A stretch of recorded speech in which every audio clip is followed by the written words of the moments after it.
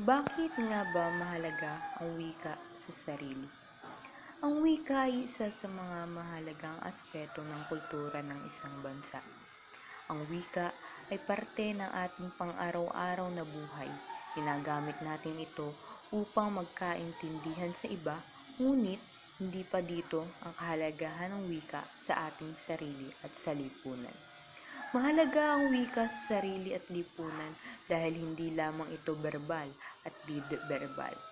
Ito ay parte ng pagkakakilanlan ng isang tao at ng bansa. Lubhang napakahalaga ng wika sa isang partikular na bansa. Dahil sa wika, makikita natin ang iba't ibang dialekto at accent at mga terminolohiya na makikita lamang sa isang partikular na kultura.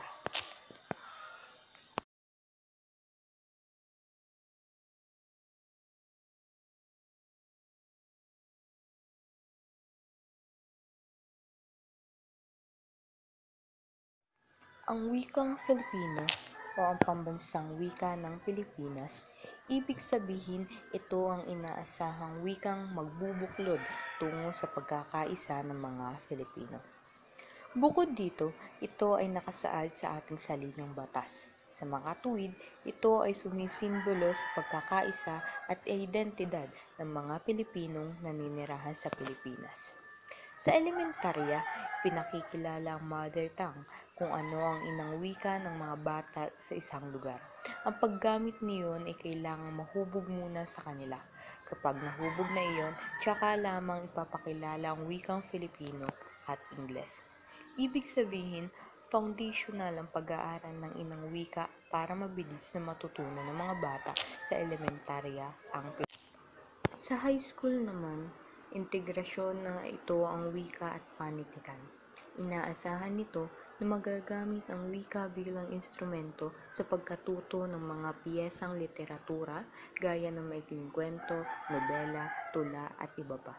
Ang emphasis sa sekundarya ay mga piyesang literatura, lokal man, pambansa o pandaigdigan, at Filipino ang instrumento para matutunan ang mga ito. Ngunit bakit sa pagtungtong ng kolehiyo ay binalak tagtagin ng kagawaran ng Komisyon ng Mataas na Paaralan ang wikang Filipino bilang asignatura sa kolehiyo? Bakit kailangan pagtagtagin kung pwede naman na mas linangin natin ang pag-aaral natin ng ating sariling wika?